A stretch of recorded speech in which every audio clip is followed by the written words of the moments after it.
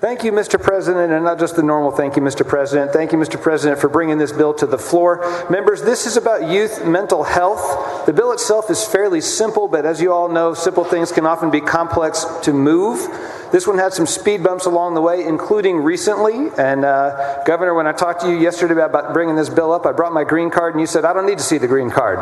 It's a good bill, and we're bringing it up. And I really appreciate that and your commitment to mental health over the years in this session in particular, and with this bill most in particular. Senator Huffman, when this bill was still in doubt, you threw some weight behind it. Senator Nelson, when I had trouble with the finances, you recognized how good this bill was and threw your wisdom and support behind it. And Senator Kolkhorst, late in the session with so many bills competing for space, you not only heard this bill, you shepherded it through with a unanimous vote out of committee and got it to the floor. So thank you, all of you, for your work on this bill. It is an important bill to a lot of people. Youth mental health, as you all know, has never been under greater strain than it is today. Youth suicide is up 56% since 2000. In Texas and many states, like in many states, we have acute mental health facilities. We do have, when somebody has a suicidal episode or other extreme emotional disturbance, they can go to a hospital for a few days, and that's it. There is no step-down option. And what's happening is physicians are referring Texas kids and their parents to California, in Minnesota, and other states where this kind of treatment is available. And not only is that treatment available, there are places that parents can trust. Who wants to send their kid into a residential psychiatric treatment facility if they don't know that it's good? So that's what this bill is about. It's just a certification. It's a certification that this facility knows how to treat kids. It creates a market where there presently isn't one. There is no such facility in Texas today because there's no such certification. It's not a license, it's merely a certification. We are very concerned about youth suicide. It's an epidemic, but not just suicide. Without help, these are life-limiting conditions, depriving the kids and all the rest of us of their full potential as workers, as our friends, and as our family and loved ones. It is an emotional subject, and when it first came up, I had to step back. Other people involved, everyone who worked on this bill had to step back and say, is this a good policy? We talked to mental health professionals, not just in Texas, but around the country. We talked to foundations, hospitals, agencies, parents, and importantly, to private sector mental health providers inside and outside of Texas to evaluate, is this in fact something that will do good for our kids? And the answer, across everybody, the common conclusion was yes, this opens up a market space for private healthcare providers to offer Texans youth mental health services that we do not presently have. It creates a certification, a market space where none exists today.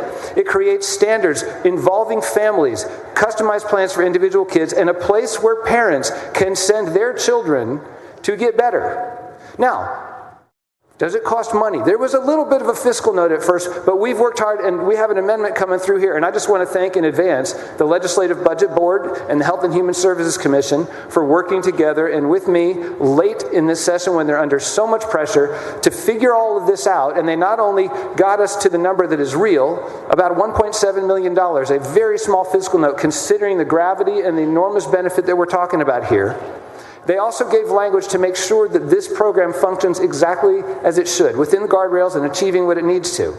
And so, members, I would like to have that amendment out there. I move to suspend the regular order of business so we can get on with the amendment.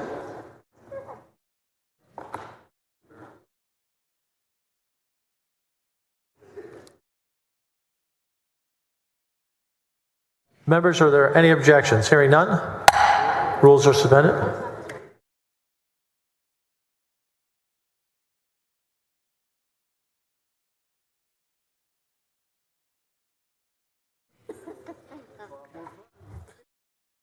Chair lays out House Bill 3121. Second reading. Secretary will read the caption. House Bill 3121 relating to a voluntary quality standards certification process for certain private residential psychiatric treatment facilities.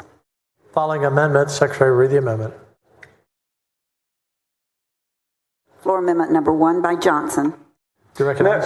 Members, this amendment comes again working in conjunction with both the Legislative Budget Board and the Health and Human Services Commission to make sure that the program that we have here in this bill is tailored to the purposes for which it is intended, and also on the financial side to make sure that we're using funds to the extent that existing financial resources are available, they will use those.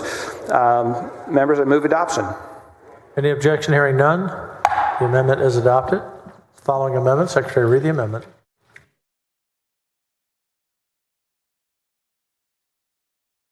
Floor Amendment number 2 by Johnson. You're recognized on your amendment. Members, this second and final amendment is merely the back half of the Nelson Amendment. If there's any question about whether we're not going to be able to do this with our existing resources, this amendment takes care of that. I move adoption. Any objection? Hearing none, amendment is adopted. You recognize passage to third reading. I move passage to third reading. Any objection? Hearing none, bill passed to third reading. You recognize suspend the constitutional 3-day rule. I move to suspend the constitutional 3-day rule. Secretary will call the roll. Alvarado, Bencourt, 31 ayes, no nays. Rule suspended. Chair lays out third reading and final passage. House Bill 3121. Secretary, read the passion. House Bill 3121 relating to a voluntary quality standards certification process for certain private residential psychiatric treatment facilities. You know, I said read the passion. I was actually thinking ahead of your passion for this bill. In all seriousness, you've been very passionate about this bill. This is a bill that everyone's proud of on this floor. Again, it's taken some twists and turns. It's a really good bill, and I love seeing how people work together to get it done. You're recognized on final passage. Governor, thank you. Members, on behalf of Alec Becker, his parents Jeff and Shelley, his brother Ryan, and all their many friends, and all the kids and their families in Texas, I move final passage of House Bill 3121. I know this is personal and emotional for you and for the family. Secretary will call the roll. Alvarado, Bencourt, Birdwell, Blanco, Buckingham. 27 ayes, 4 nays. The bill is finally passed.